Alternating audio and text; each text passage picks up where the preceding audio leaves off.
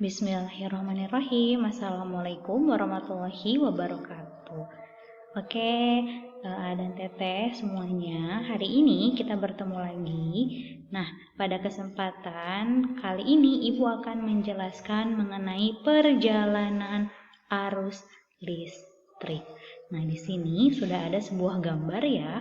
Nah, ini adalah gambar alur distribusi listrik.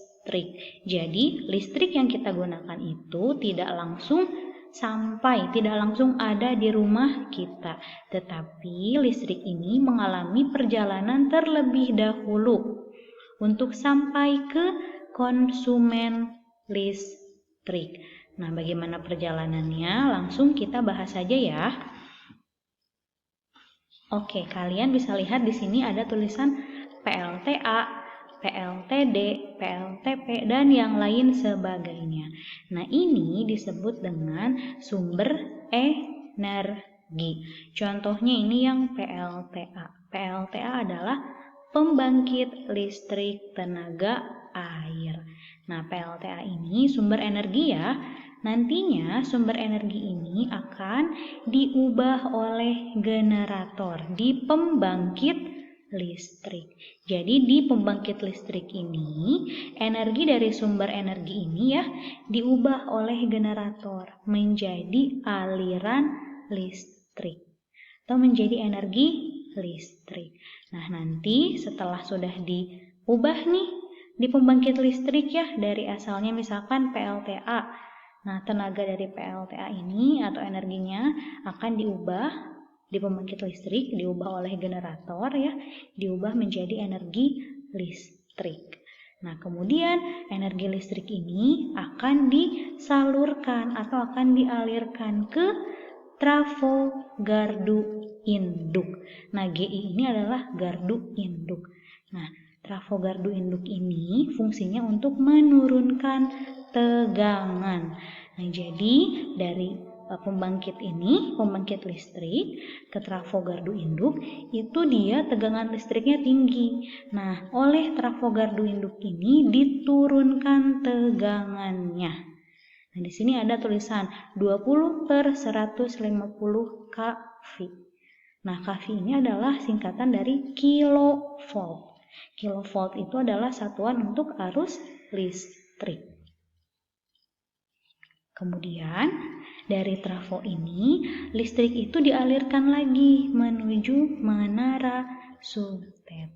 Nah, di menara sutet ini aliran listriknya itu tegangannya tinggi ya. Jadi tegangan listrik yang ada di menara sutet ini tinggi ya. Nah, kemudian dari menara sutet ini langsung ke trafo gardu induk lagi dialirkan ke trafo gardu induk. Nah, kemudian kalian bisa lihat di sini ada cabang ya, ada yang ke atas, ada yang ke bawah. Nah, apa bedanya? Kalau yang ke atas ini, jadi itu adalah listrik yang akan dialirkan untuk tempat industri. Contohnya pabrik. Nah, jadi kalau misalkan pabrik ini mendapatkan listriknya dari mana? Nah, berasal dari sini sama semuanya, dari pembangkit listrik, kemudian dialirkan ke trafo gardu induk untuk diturunkan tegangannya, kemudian dialirkan lagi melalui menara sutet, ke menara sutet ya melalui udara. Nah, terus dari menara sutet ini langsung dialirkan lagi sampai ke industri atau contohnya pabrik. Nah, ini jalur yang ke atas. Kalau jalur yang ke bawah, jadi setelah listriknya ini dari menara sutet ini dialirkan ke trafo gardu induk lagi untuk diturunkan tegangannya. Nah, kemudian dari trafo gardu induk ini listriknya masuk atau dialirkan ke trafo distribusi. Nah, di trafo distribusi ini listriknya itu akan disalurkan, tapi tegangannya diubah dari yang tinggi ke tegangan yang lebih rendah.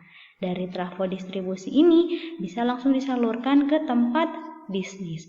Tempat bisnis ini contohnya bisa restoran, kafe, mall, hotel. Nah, ini untuk tempat bisnis. Kemudian, selain untuk tempat bisnis, dari trafo distribusi ini dialirkan untuk beberapa tempat. Contohnya untuk tempat sosial, misalnya untuk ke masjid. Kemudian ke umum, maksudnya umum ini lampu jalanan. Dan yang terakhir ke rumah penduduk. Nah, jadi ada 2 jalur ya. Yang pertama, jalur untuk mengalirkan listrik ke tempat industri. Yang kedua, jalurnya dialirkan untuk yang bisnis, tempat sosial, umum, dan rumah. Kemudian, di sini ada perbedaannya. Perbedaannya apa? Nah, kalau misalkan mengalirkan listrik dari pembangkit listrik ke industri, ke tempat industri ya, dia tidak melalui trafo distribusi, tapi langsung dari trafo gardu induk.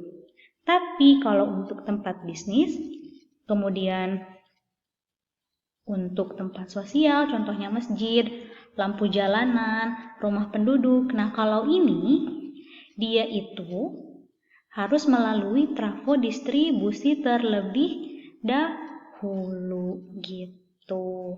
Jadi dapat disimpulkan ya, listrik itu berasal dari pembangkit listrik. Yaitu di pembangkit listrik itu energi dari sumber energi ini ya.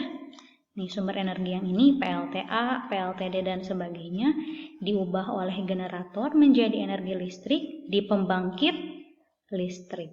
Jadi dari pembangkit listrik dialirkan ke trafo gardu induk. Di trafo gardu induk ini diturunkan tegangannya, kemudian dialirkan lagi ke menara sutet.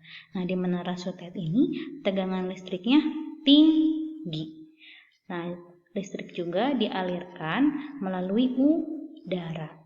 Terus udah dari trafo gardu induk ke menara sutet, langsung ke trafo gardu induk lagi, dan bisa langsung disalurkan ke pabrik atau ke tempat industri.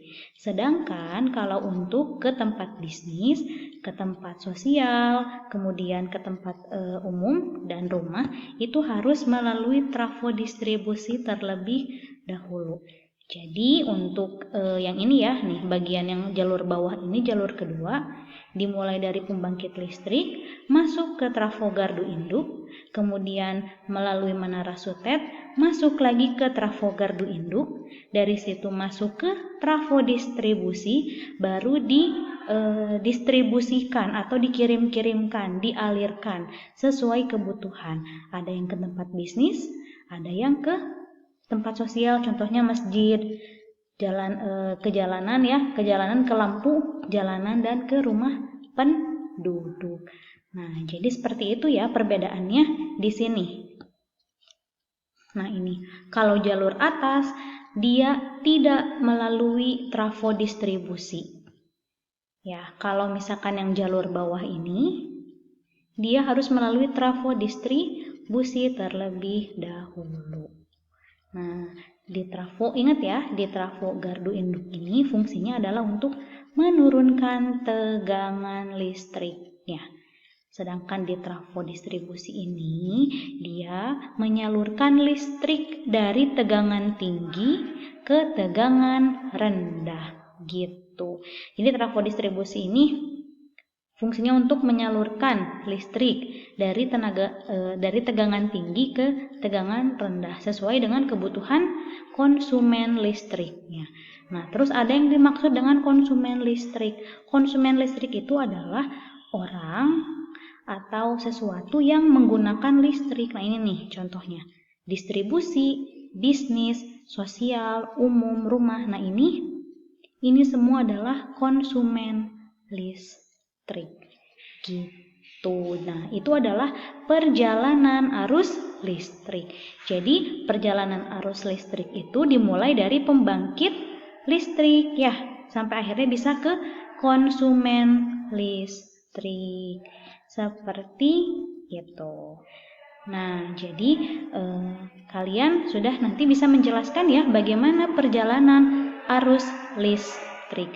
Terus tadi juga ya tambahan, Ternyata arus listrik itu dalam pendistribusiannya atau perjalanannya dari pembangkit listrik sampai ke konsumen itu mengalami penurunan dan penaikan tegangan disesuaikan dengan kebutuhannya.